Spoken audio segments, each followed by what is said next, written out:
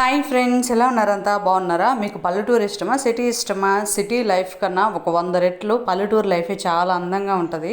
పొద్దున్నే మనం పీల్చే గాలి దగ్గర నుంచి మనం తినే ఫుడ్ వరకు అన్ని విధాల పల్లెటూరు లైఫే చాలా బాగుంటుంది. ఇంతకీ మీలో తాటికాయలు అంటే ఎంతమందికి ఇష్టమో కమెంట్ సెక్షన్లో కమెంట్ చేయండి. ఇటు సైడ్ చూద్దామన్నా కనీసం తాటి చెట్టు కూడా కనిపించదు. అదే పల్లెటూరులో అయితే పొలం ఎవరిదైనా కోసుకో తినేంత స్వేచ్ఛ ఉంటుంది మనకి. పల్లెటూరులో ఉంటే ఈతకాయల దగ్గర నుంచి తామర పూల దగ్గర నుంచి తాటికాయల దగ్గర నుంచి ప్రతిదీ ఫ్రీయే.